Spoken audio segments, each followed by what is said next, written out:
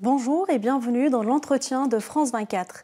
Notre invitée aujourd'hui est l'une des femmes les plus puissantes du football mondial. Elle a occupé des postes de responsabilité au sein de l'ONU pendant plus de 20 ans avant de devenir la première femme secrétaire générale de la FIFA. Bonjour Fatma Samoura et merci Madame la secrétaire générale de nous recevoir ici au siège de la FIFA à Zurich pour cet entretien. Bonjour Zinab. Que représente pour vous d'être la première femme non européenne, africaine, je rappelle que vous êtes sénégalaise, et musulmane à occuper ce poste? Mais disons, ma nomination au mois de mai 2016 a suscité effectivement beaucoup d'émoi au niveau du monde footballistique. Et comme vous l'avez si bien dit, c'est la première fois dans l'histoire de la FIFA qu'une non-européenne femme africaine est nommée à ce poste. Mais mon exemple ne doit pas être un cas isolé, puisque depuis ma prise de fonction, on a pu quand même voir que le monde footballistique, précédemment très machiste, est en train aussi d'embrasser la diversité. Et cela prouve aussi que le football est un monde qui bouge. Aujourd'hui, nous avons plus de 6 femmes qui sont au niveau de notre administration. Et le plus important, c'est qu'on a une femme qui dirige les associations membres, qui est quand même le programme phare qui gère tout le développement du football. Nous avons aussi une femme responsable pour la première fois dans l'histoire de la FIFA du développement du football féminin. Mais au-delà de mon exemple, il y a également les associations membres qui ont commencé aussi à se rendre compte qu'il y avait quand même une nécessité impérieuse d'avoir des femmes au niveau de l'administration. Et aujourd'hui, nous avons 16 secrétaires généraux au niveau de nos 211 associations membres qui sont aussi des femmes. Et enfin, au niveau des commissions de la FIFA, il y avait également, avant l'arrivée du nouveau leadership, des commissions qui n'en comptaient pas du tout. Aujourd'hui, nous avons 16% de femmes représentées au niveau de ces commissions et chaque confédération a maintenant une obligation de nommer une femme comme membre qui siège au niveau du conseil de la FIFA. Jusqu'à votre nomination en 2016, est-ce que le monde du football vous était-il familier? Bien entendu, je suis mariée à un ancien footballeur depuis bientôt 30 ans, donc ça se fera 30 ans au mois de juin cette année. Je suis également d'une famille où mes oncles du côté maternel, mais aussi mes frères, ont toujours joué le football. Moi-même, je taquine un petit peu le ballon quand j'en ai un petit peu l'occasion. Et c'est quelque chose qui a toujours suscité pour moi beaucoup d'engouement. Mais quand j'ai vu le pouvoir du football jouer dans des pays en guerre, cela m'a convaincu que j'avais fait le bon choix en essayant de rapprocher des peuples. Je suis toujours un exemple, le Libéria, où j'ai travaillé pendant la crise entre 1996 et 2000. Et le seul moment où les combattants, ou les seigneurs de guerre, comme on les appelle, acceptaient d'arrêter de se battre, c'est pendant qu'il pleuvait ou pendant qu'ils jouaient au foot. Et mon deuxième exemple également, qui prouve que le football est un instrument fédérateur, c'est pendant la crise du Rwanda. La seule fois et la première fois où des jeunes des deux communautés qui se sont fait la guerre et qui s'est traduit par des milliers de morts ont accepté de se retrouver, c'était autour de la construction d'un stade. Et je crois qu'avec le football, on transcende non seulement des barrières religieuses, mais également les barrières sociales et les barrières linguistiques. C'est un langage international et ce n'est pas très différent de ce que je faisais aux Nations Unies. Aujourd'hui, la priorité de la FIFA, c'est d'utiliser le football comme un instrument de socialisation pour permettre aux jeunes femmes et également aux jeunes garçons de pouvoir un jour faire carrière du football.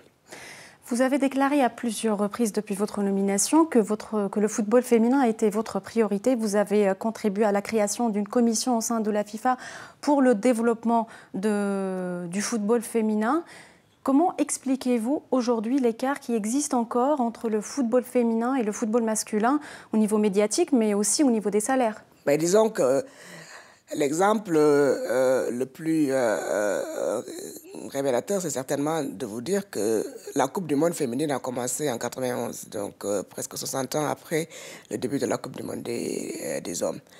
Le deuxième élément, c'est que dans beaucoup de pays où le football masculin se pratique à haut niveau, il y a encore des barrières sociales qui font que les femmes n'ont pas les mêmes égalités de chances de pouvoir faire carrière à travers le football.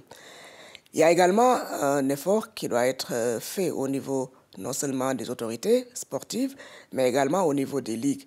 Et je crois qu'en France, on a quand même l'exemple de l'Olympique lyonnais qui, à travers le sport masculin, a pu mettre en place une ligue très performante féminine. Et tout ce qu'on espère, c'est que d'autres équipes puissent suivre cet exemple et essayer de remettre également le football féminin comme une priorité pour un développement social et pour également un épanouissement des jeunes filles. Mais nous avons également des problèmes également de moyens et puis surtout la carrière des footballeuses est très courte. Ce qu'il faudrait, c'est essayer aujourd'hui maintenant de mettre les bases pour développer le football féminin à la base. Avoir des jeunes filles entre 6 et 10 ans qui acceptent de faire du football également, pas seulement quelque chose de festif et d'éducatif, mais quelque chose qui peut changer le cours de leur existence. Et le fait de mettre également des quotas au niveau du programme Forward que nous allouons aux fédérations et de leur dire vous avez une obligation d'investir dans le football féminin pour avoir accès à ces fonds est également un élément qui va certainement stimuler le développement du football féminin. Et enfin, au niveau également de l'administration, nous essayons depuis 3 années de former des femmes au niveau du leadership féminin. À travers les 3 conférences qu'on a organisées, il y a 65 femmes qui sont sorties et aujourd'hui 36% ont soit été promues, soit sur le point de l'être à travers le football. C'est un petit nombre, mais ce que nous pouvons espérer avec ces formations, c'est que nous aurons des femmes non seulement professionnelles sur le terrain, mais également au niveau de l'administration du football. Vous avez parlé de l'Olympique lyonnais. Comme vous le savez, la France accueillera la Coupe du monde féminine en 2019. Votre avis sur le football féminin en France? Disons, pour moi, c'est une occasion de revoir la France sous un autre angle, puisque j'ai étudié à Lyon, à Strasbourg et à Grenoble, mais aussi de pouvoir organiser pour la première fois une Coupe du monde féminine en France, c'est quelque chose moi qui me tient personnellement à cœur. Depuis ma nomination, j'ai en effet une priorité et je réponds de manière positive à chaque fois que je suis sollicité par la Fédération française de football pour apporter mon expérience, mon expertise, mais également les moyens de la FIFA, les mettre au service de la Fédération française. La Coupe du monde en France, c'est quelque chose qui va être grandiose. Je n'en ai pas l'ombre d'un doute, parce que non seulement la France a l'habitude d'organiser de grands événements sportifs, l'Euro 2016 a été une réussite et la France se prépare également à abriter les Jeux olympiques en 2024. Mais parce qu'également, je sais qu'en France, il y a eu un effort accru qui a été fait pour multiplier par 4 depuis 3 ou 4 ans le nombre de footballeuses licenciées. Et enfin, quand la femme ou la jeune femme joue au football en France, on sait que c'est une histoire de famille. Nous devons également essayer de soutenir cet élan familial qui va vraiment être à son apothéose en France l'année prochaine pour pouvoir également mettre des moyens de pouvoir voir du football en famille en ajustant un petit peu nos techniques de marketing. Oui, nous sommes à quelques mois de la Coupe du monde qui aura lieu en Russie en juin prochain. Quelle est la chance des 5 équipes africaines qui participeront à cette édition, dont le Sénégal?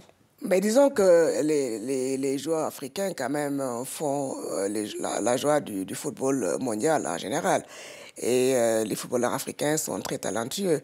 Je sais que parmi les 5 équipes, on aura peut-être des très bonnes surprises. Et tout ce que je souhaite, c'est que le meilleur gagne et puis qu'il donne le maximum de même pour pouvoir dépasser ce que le Sénégal a fait en 2002 pendant la Coupe du monde au Japon et en Corée. Justement, vous avez parlé du talent des footballeurs africains. On remarque qu'aujourd'hui, selon une étude du Centre international d'études du sport, ils représentent 23% de l'ensemble des joueurs de première division en Europe et 27% en Asie. Mais on voit justement ce rêve européen. On voit des footballeurs, des jeunes mineurs qui quittent chaque année l'Afrique pour venir en Europe.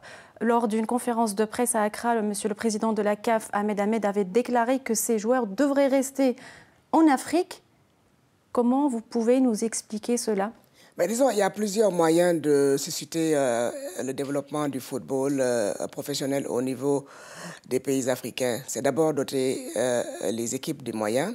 Et le programme Forward est un très bon exemple qu'il fait, mais avec peut-être pas les moyens suffisants. Mais la deuxième possibilité, c'est de travailler également avec les autorités. Quand il s'agit de développer les infrastructures, les associations membres se rapprochent toujours des gouvernements. Mais quand il s'agit maintenant de parler de gouvernance du football, on a toujours peur d'ingérence. Et on ne peut pas, disons, vouloir une chose et son contraire. Si nous voulons aujourd'hui développer le football africain et faire en sorte que le talent reste en Afrique, il faut pouvoir d'abord développer le football au niveau de la base. Et la meilleure manière de le faire, c'est d'avoir des partenariats avec le ministère des Sports et le ministère de l'Éducation et aussi reconnaître les talents qui sont chez nous avant qu'ils ne partent à travers une augmentation et disons, le développement aussi des académies, mais également des centres d'excellence et aussi leur trouver des sponsors qui peuvent rémunérer leur talent et éviter que des marchands de rêves leur vendent des rêves qui sont parfois impossibles. Le Maroc est candidat, comme vous le savez, à l'organisation de la Coupe du Monde 2026. Il deviendra peut-être et seulement le deuxième pays africain à organiser cette compétition. À votre avis, que manque-t-il à l'Afrique pour accueillir cette compétition? Mais disons que l'Afrique a déjà accueilli la Coupe du Monde en 2010 en Afrique du Sud et elle l'a fait avec, je crois, beaucoup de réussite. Le Maroc est un candidat, moi, en ma qualité de secrétaire général de la FIFA, je dois rester neutre. Et tout ce que je souhaite, c'est qu'à travers les nouvelles procédures qu'on a mises en place pour avoir une compétition plus transparente, plus démocratique, plus inclusive, que tout ce qui se rapprochait au scandale dans l'attribution des Coupes du Monde dans le passé soit vraiment une histoire sur laquelle on ne va pas revenir. Et pour l'instant, tout ce que je souhaite, c'est que le meilleur gagne.